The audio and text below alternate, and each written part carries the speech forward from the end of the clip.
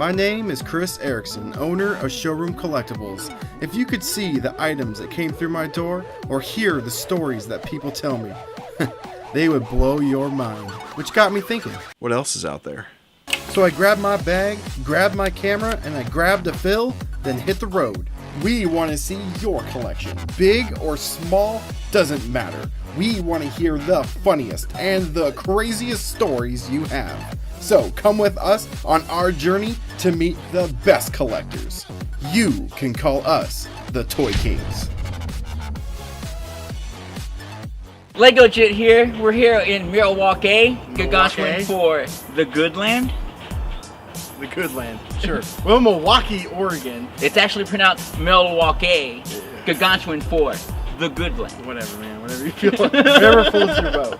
We're in Milwaukee or wherever, Milwaukee, Oregon, wherever you want to say it. We're here to check out Jason's collection, and we have a special guest, my cousin Jake. What's up, everybody? Yeah, we're in the Milky Way. The Milky Way. I like that better. Yeah, isn't that where we're at? I mean, the collection is going to be out of this galaxy anyways. Seriously, that's what we hear. Yeah, it's supposed to be amazing. Yeah. This guy has stories galore. He has I guess, an awesome like prop collection and like Lego collection. So, God, looks pretty sweet. Well, I mean, you've sold him half this stuff, right? Not yet. Oh, not yet. Okay. That's gonna come. He's been to my store, but he says he's gonna spend buttloads of money, so that'll help. Well, I'm excited to see it. I don't know about you guys. I'm pretty dope. Let's go check it out. Let's do this. Let's go.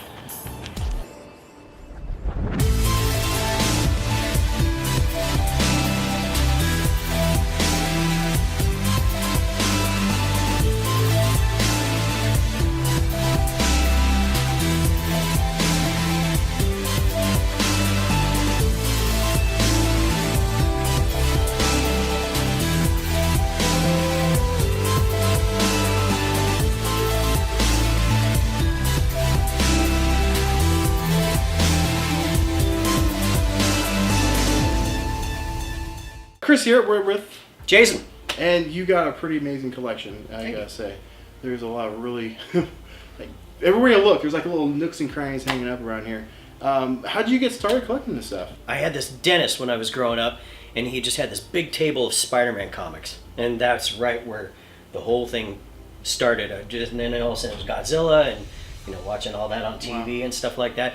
But Star Wars was the one. As soon as that hit in the theater, it was just, I saw it, Star Wars in the theater, like I think the first week it came out, and I came out of there and was just blown away. Just done. Yeah, you and like everybody else. Yeah. Like it really started like everything there is nowadays, like any sort of pop culture, like collecting and whatnot, it always goes back to Star Wars. Like that was like the defining for like everybody. I saw the Millennium Falcon, I was like, where do I get one of those? Right?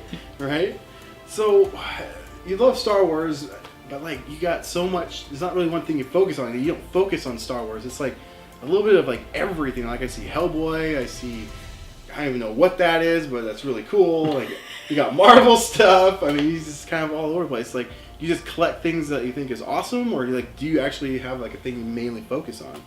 Lately, it's just been Legos. Okay. Just because it keeps me busy in between, when I get home. I like to tinker on stuff, and I don't really want to bring a motorcycle in the front room so I can watch TV and do that. So I'm like, I'll watch TV, and just because I don't want to ruin my hardwood floors. There you go. Sure. I'm just a fan of movies, music, always have been, and it's like one of those things. I just kind of, when I'm walking through a store, if I go, I gotta have that, I just go, I'm taking that home with me. So. Right. So how long have you been collecting? Let's see, probably that first Christmas after Star Wars came out was when I got my first action figure, and it was R2-D2. Yeah, it was R2-D2.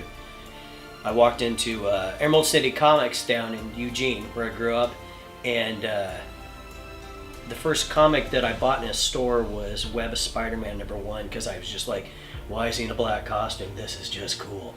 And and then it really just, it went.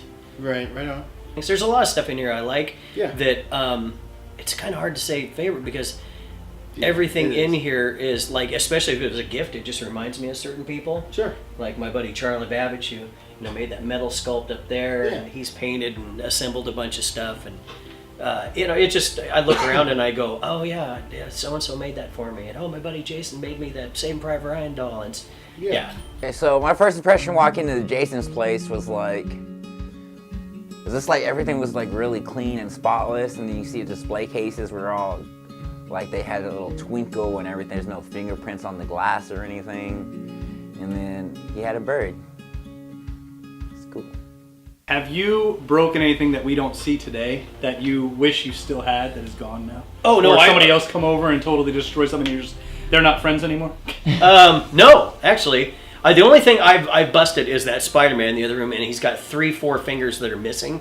But I've got friends like Charlie Babbage and guys that they work in the industry, and another friend of mine, Randy Lambert, who he actually used to work for Bone. He sculpted that Hellboy, and I'm almost 100% sure he sculpted that Iron Man too.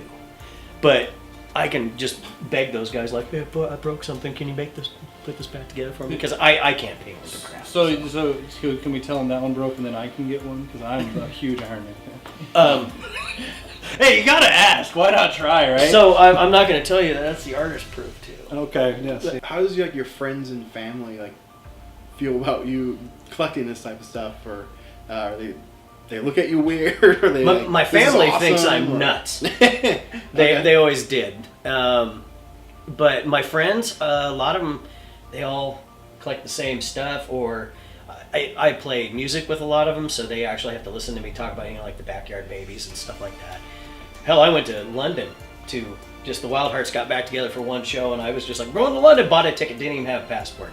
So they're used to the weird stuff that I do. So, and most of them collect, so it's not that bad. I love creatures and I love ships. If you've noticed, like most of the Lego stuff, I try to hang with ships. Mm-hmm. And my all-time favorite, I still look at, I'm looking at it past him, that Millennium Falcon.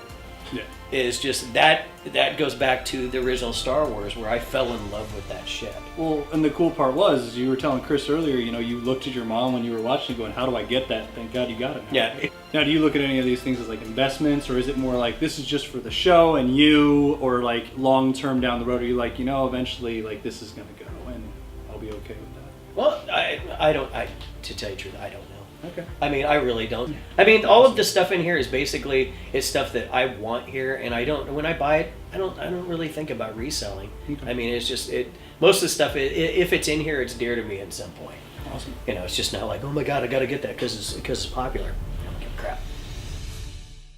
First impression was terrific at Jason's house, because I remember we were standing outside, we were trying to get cameras set up and everything, and Phil was messing around like usual, but that's all good. We love that about Phil. And Chris is trying to give us organized, and I'm over there just, excited to be on the first episode with these guys, excited for the future ones, but more, it was like, what do I jump in and say? Had to make some stupid jokes, and then we walk into this guy's house. But the other level of detail that I really enjoyed is how he had lights for everything. He had everything lit up, dusted, he took care of it. He could tell you any little detail about it, like he studied it, knew it, and loved it deeply.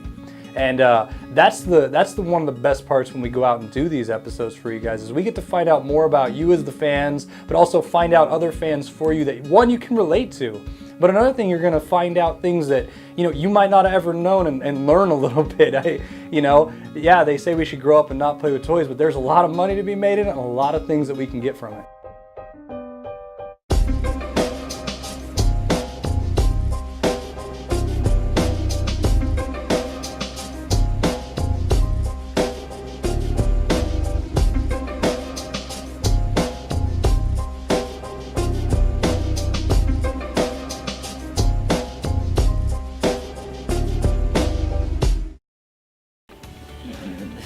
That's a knockoff, yeah.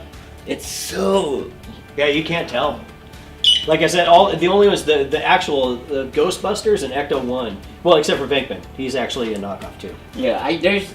A while back, I could spot the knockoffs right away, but this is... They used to, the feet weren't all the way done. Yeah. You would get them and they'd be like a horseshoe. The new stuff, you just can't tell. I mean, that looks dead on to... Yeah, I think to the actual ones.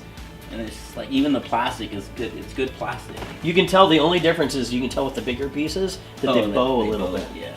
So there's something in the plastic that isn't exactly the way Lego is, but I mean, for $80, that was a good price. I was just like, I just want to build it. I just want to play with it. Yeah, for $80, yeah, I would do that for $80.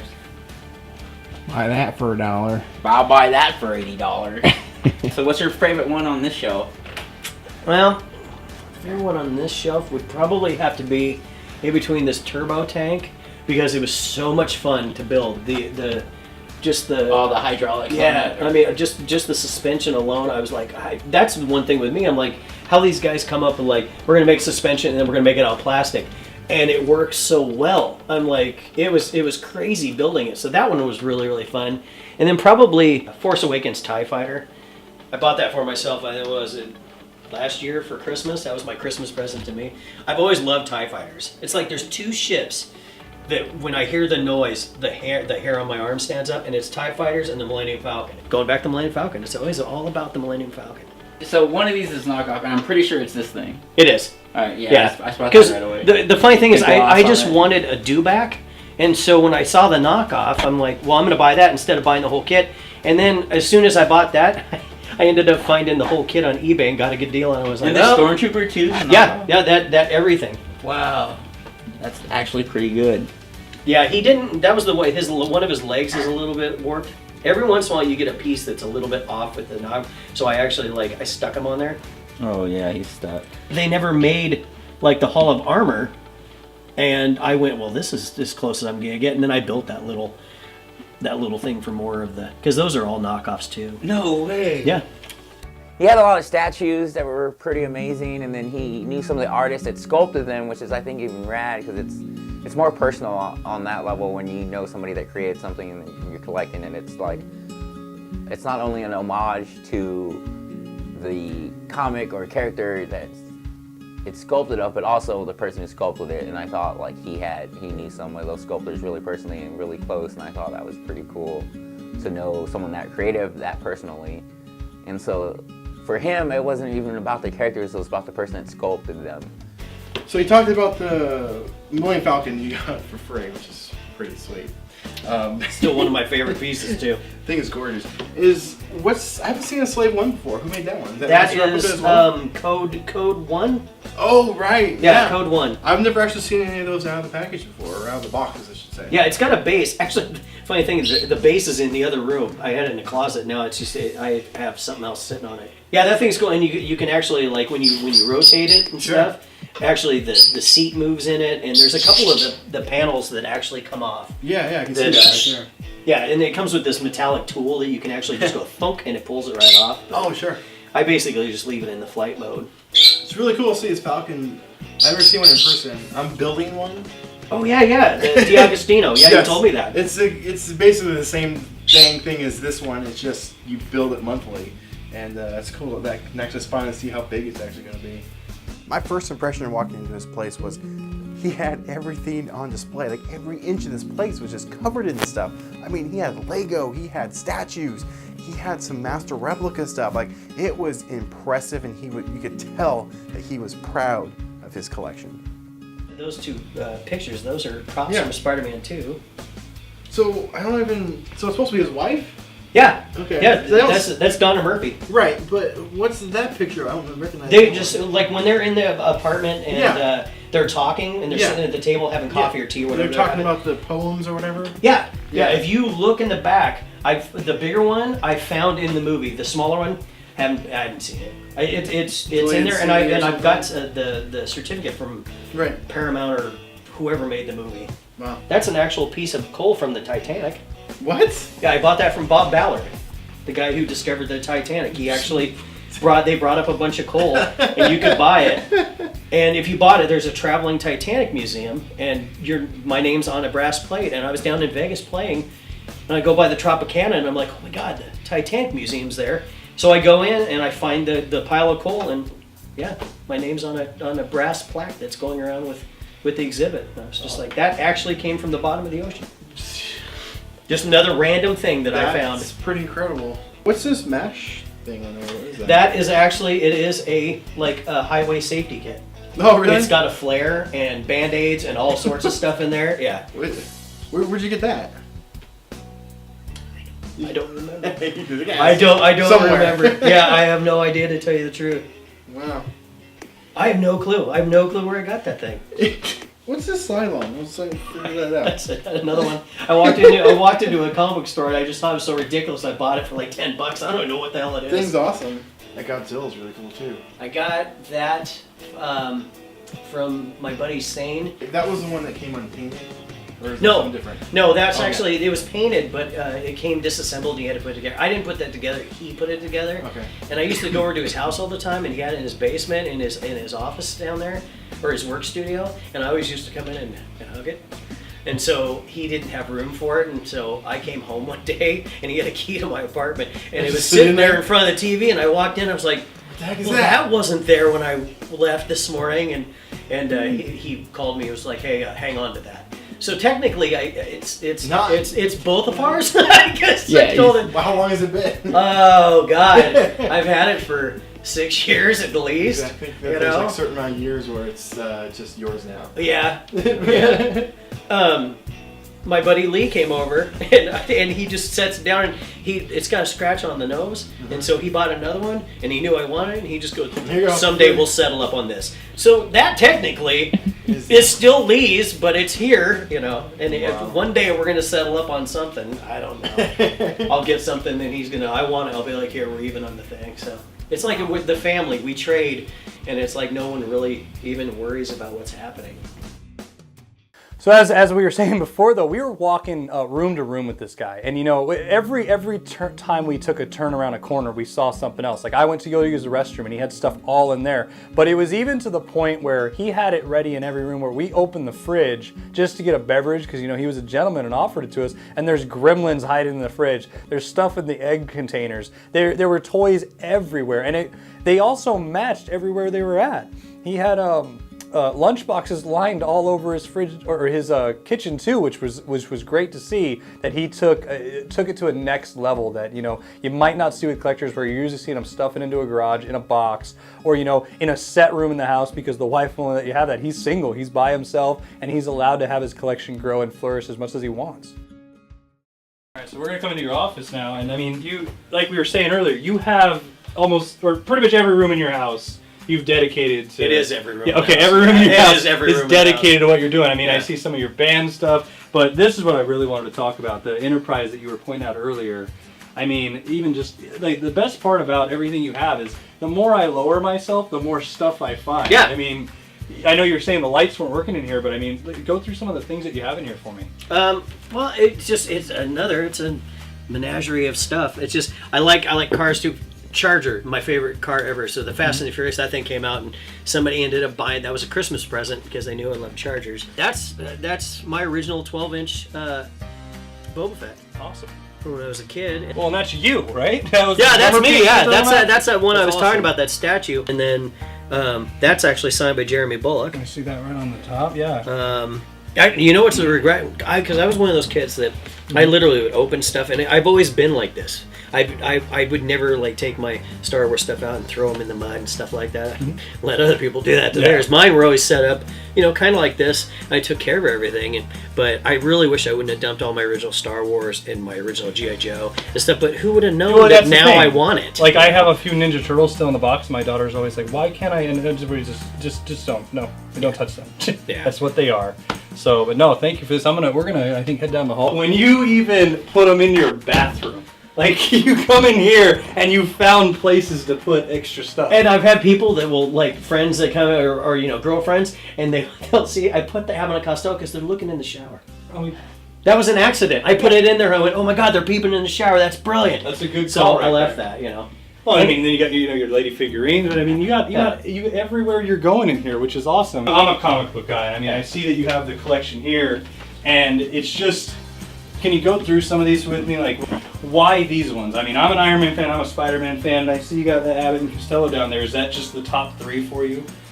It's always been, Spider-Man was the first one. That was, you know, the first thing I got into.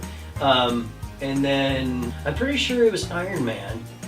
And G.I. Joe and Iron Man and Spider-Man are, you know, they're the top. With your music, and then Star Wars, of course. I mean, like I said, every place that you found a place to put it. And the funny thing, my buddy Randy Lambert, he painted that for me. That's why I held on to it. And Charlie Babbage did that for me, so that's why that's there. So you hear Charlie's name a few times mentioned in this episode from Jason, and Charlie is a guy that would actually introduce me to Jason, to have Jason on the show. And I'm hoping to get Charlie on the show because he seemed pretty interested on himself. So hopefully you'll see Charlie in a future episode. Well, you got some good stuff. Thanks again, Jason, for having us over here for this. Yeah. Man. This was awesome. No problem. You guys can welcome I might need to go kick your ass on that barbed wire machine. You know? Bring it. All right. If you can beat that, you're gonna owe me a drink. I want to thank everybody again for letting me co-host Toy Kings. Be sure to like and subscribe, and really thank you very much, Jason, for having us come in. And click any of the links below. Thanks for joining us, and we'll see you guys next week. See you guys later. Thank you.